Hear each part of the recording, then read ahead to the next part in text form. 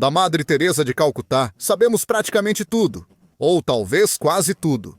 Sua infância em Escópia, na Macedônia, depois a entrada na ordem religiosa, seu noviciado, a experiência na Irlanda, a longuíssima, eterna experiência na Índia. Uma terra que a fascinava desde menina, desde quando lia as cartas dos missionários que no início do século XX tinham sido enviados ao subcontinente indiano para evangelizar a população. Sobre Madre Teresa de Calcutá, como dissemos, sabemos quase tudo. Conhecemos seus sofrimentos, conhecemos sua proximidade com os mais desamparados, com os doentes e necessitados. Sabemos também que a Igreja Católica, com um procedimento muito rápido, a canonizou, tornando-a santa. Enfim, uma figura absolutamente a ser considerada de maneira positiva. Vamos incluir também o Prêmio Nobel da Paz que lhe foi concedido. Mas um velho provérbio diz que nem tudo que reluz é ouro. E mesmo no caso de Madre Teresa de Calcutá, encontramos algumas coisinhas, algumas manchas, algumas dúvidas, algumas insinuações que mereceriam ser aprofundadas. Alguns detalhes e particularidades não coincidem em toda a reconstrução, beatificação e canonização. Algo que realmente entra em choque tanto com a moral cristã e católica, quanto com aquilo que todos nós vivemos como moral, independentemente da crença religiosa. Aqueles preceitos que deveriam ser universais e que basicamente guiam o ser humano ou deveriam guiá-lo ao longo da sua existência.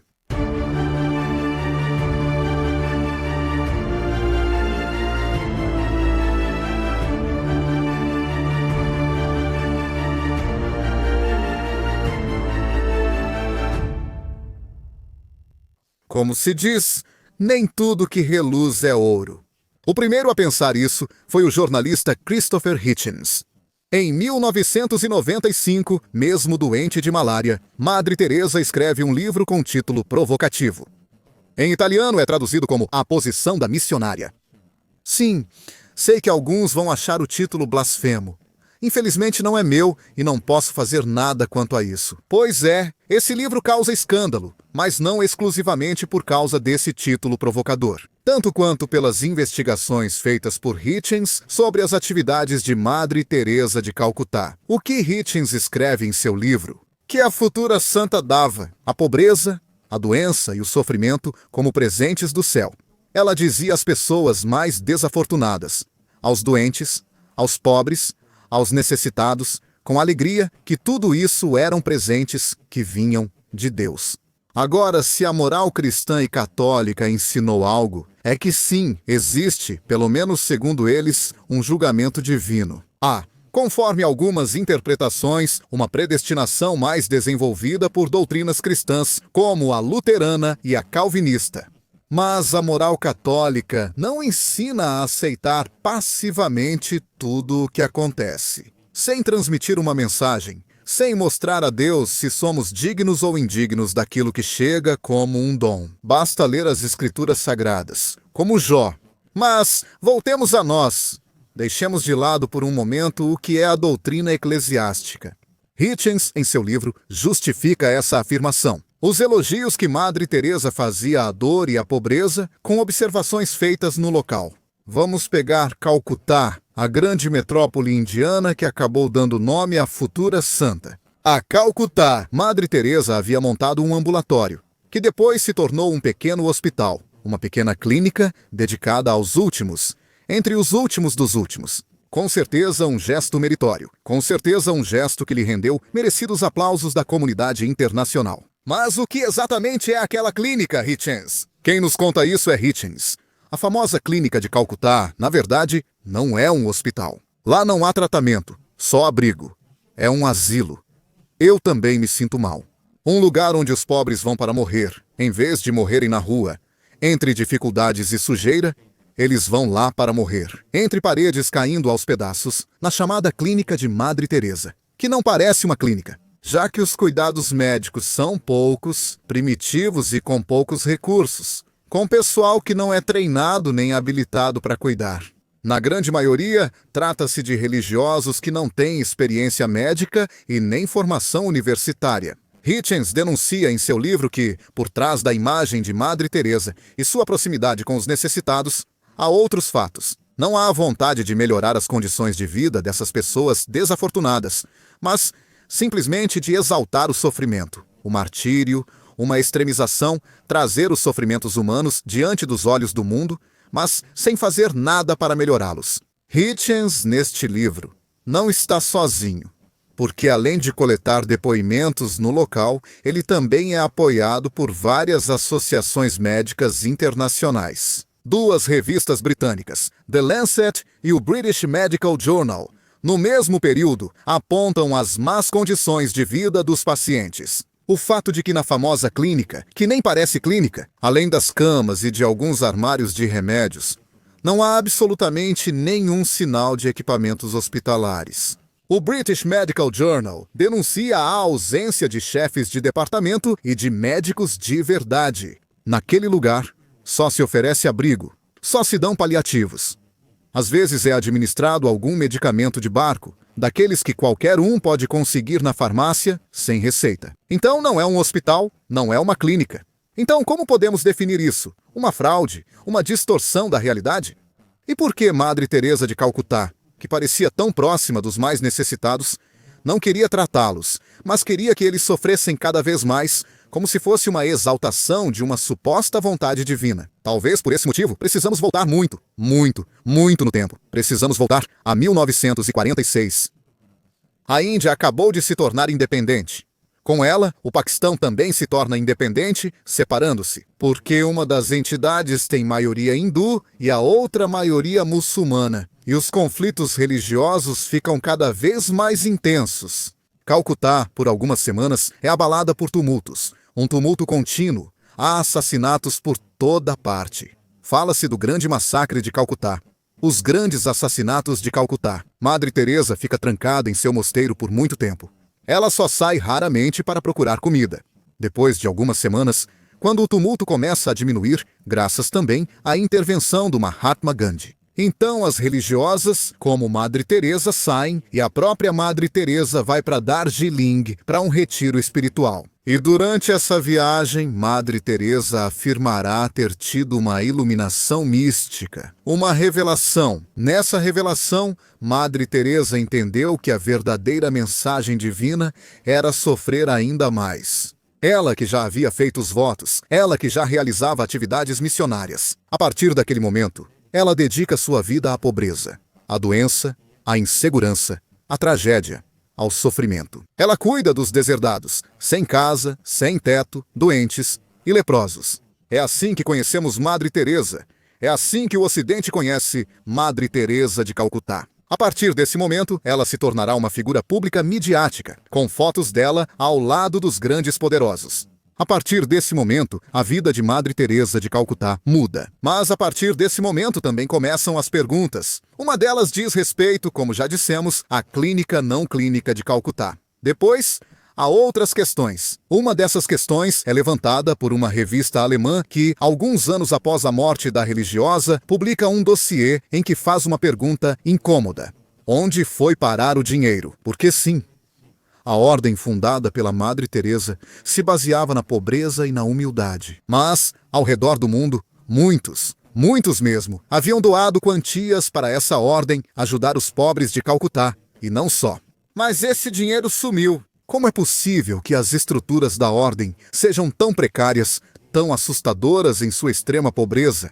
Quando do mundo todo uma chuva de milhões de dólares chegou à Índia, para onde foi esse dinheiro? Ninguém sabe responder a essa pergunta, o que pode ser uma mancha ainda mais grave. Porque se por um lado podemos entender, mesmo sem aceitar, a visão de Madre Teresa de Calcutá de exaltar ao máximo o sofrimento e a dor, por outro lado, o dinheiro que desaparece em qualquer âmbito, seja financeiro, social, econômico, militar ou religioso, nunca é um bom sinal. Principalmente quando depois não se dão respostas. A única resposta que vem dos hagiógrafos de Madre Teresa, que rejeitam as acusações e também convidam os críticos a apresentarem provas do que dizem. Os críticos respondem, argumentam que basicamente as provas, A única prova é que esse dinheiro não existe mais e eles gostariam de uma resposta. É preciso saber para onde foram. Se chegaram, entender como foram usados. Se não, entender o motivo. Muita gente que em público incentivou as arrecadações de fundos, depois talvez não tenha realmente entregue esses fundos. Enfim, entender o que aconteceu. A outra questão que diz respeito ao dinheiro. Siga o dinheiro, dizem os ingleses. Siga o dinheiro, seguindo o dinheiro. Encontram-se algumas figuras, vamos chamá-las de curiosas, para não dizer coisa pior. Um deles é Chancellor Keating, conhecido nas notícias por condenação por fraude. Ele havia montado mecanismos financeiros complicados para fraudar os investidores. E parte dos lucros do seu golpe acabou indo para a congregação religiosa dos Missionários da Caridade, a ordem fundada por Madre Teresa de Calcutá. Outro personagem, já visto em um de nossos vídeos, é Jean-Claude Duvalier, conhecido mundialmente como Baby Doc. Vocês já entenderam de quem estamos falando? Do filho de Papa Doc, a dinastia brutal e sanguinária do Haiti. Jean-Claude Duvalier doa grandes somas para a causa de Madre Teresa de Calcutá. Ainda é um mistério para quem ele faz isso. É estranho que, de fato, um ditador conhecido por oprimir seu próprio povo decida doar milhões e milhões de dólares para a caridade. E quem faz isso é Madre Teresa de Calcutá. Em vida, ela raramente respondeu às poucas perguntas sobre suas amizades políticas. Claro, às vezes é preciso negociar até com o diabo para arrecadar fundos, e se o diabo for Duvalier, é fácil reconhecê-lo.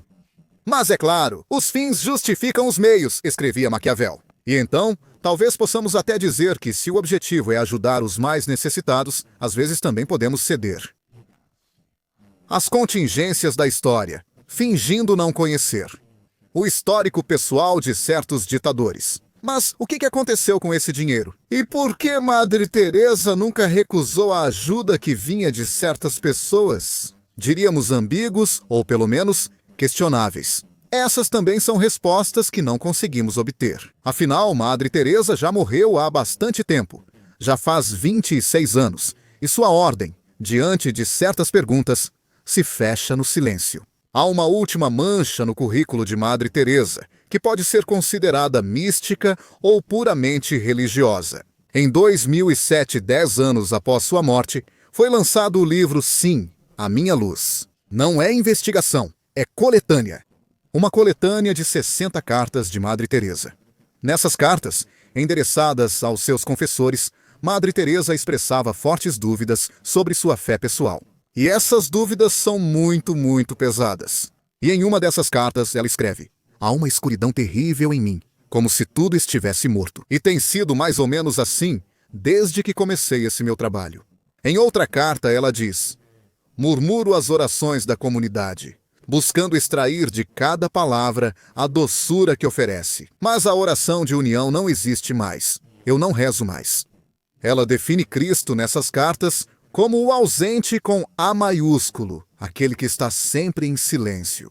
Este livro é perturbador. Por que uma pessoa foi canonizada há tão pouco tempo por obras meritórias em vida, mas que, no entanto, se expressava sobre a própria fé em termos tão duros e críticos? É algo que abala as bases de qualquer crença religiosa, especialmente a católica. E, mesmo assim, tudo isso não abalou a certeza inabalável de muitos fiéis que ainda hoje veem Madre Teresa de Calcutá como uma santa imaculada. Outros, por sua vez, continuam até hoje se perguntando quem realmente foi Madre Teresa de Calcutá. Alguns estudiosos canadenses elaboraram uma teoria. Uma teoria segundo a qual o impacto do mundo midiático de nós jornalistas, dos cinegrafistas, mas também simplesmente das viagens feitas pela santa ao exterior, tenha contribuído para favorecer o nascimento de um mito intocável, intangível, o mito de Madre Teresa. Um mito que ultrapassa a realidade, que a sobrepõe e que cobre todas as várias sombras, todos os vários pontos obscuros de sua trajetória pessoal e de sua ordem. Cobre suas dúvidas em relação à fé, suas hesitações, cobre sua exaltação excessiva da dor, cobre a questão do dinheiro desaparecido e de suas amizades políticas incômodas. Diante de todas essas objeções, a Igreja Católica nunca deu sinais de fraqueza. Claro, não poderia fazer isso. Significaria rediscutir o dogma da santidade.